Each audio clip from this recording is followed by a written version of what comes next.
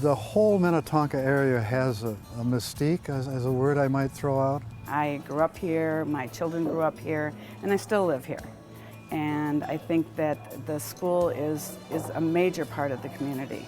You walk through the halls of Minnetonka, and although things have changed aesthetically, it's still the same great school spirit that it was when I went to Minnetonka. When I graduated from college and law school in the city, I decided I'd like to connect back to the community I grew up in. And I thought a great way to do that would be to start with the Alumni Association. Well, there were three of us on the Minnetonka Foundation for Excellence Board. Dr. Bob Miller, a dentist, Steve Frazier, a retired teacher, and myself. And Bob Miller realized that Minnetonka High School was going to be celebrating its 50th year in 2002. And so he said, well, we should have a big party. We should get all the alums back.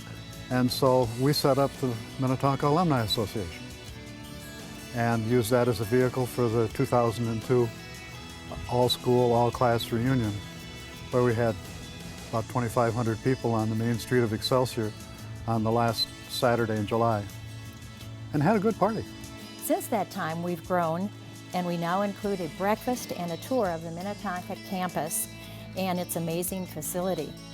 This past July, the Minnetonka Alumni Association got together to organize its third annual all-school, all-class reunion, and it brought together about 3,000 of our alums back to the Minnetonka area.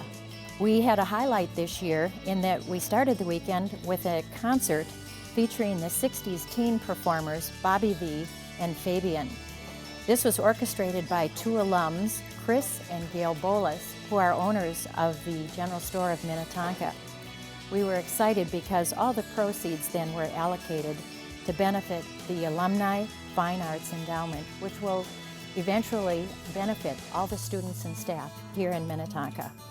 The Fine Arts Endowment Fund began shortly after the Alumni Association was first organized following our first reunion. We've been able to work with the Minnetonka Public Schools Foundation through their teacher grant programs and help fund several of those each year for about the past 5 years. Another one of our dreams was to have a collection of alumni from authors and playwrights and poets and producers of movies. We felt it would be very helpful and valuable to be able to try and bring together as much of their books, writings, music, to be able to see what has been accomplished, what is being done by graduates from Minnetonka. We have the annual Alumni magazine, which went to 22,000 households around the country, and that is thanks to our alignment with the district. It gives us a lot more visibility and awareness, both locally and on a national basis. The part of this that's most exciting is the connections that we're making. I enjoy volunteering for the Alumni Association. I think there's just lots of different areas alums can join in, and that it's a great way to get to know other alums who are also volunteering in that spirit of continuing the Alumni Association.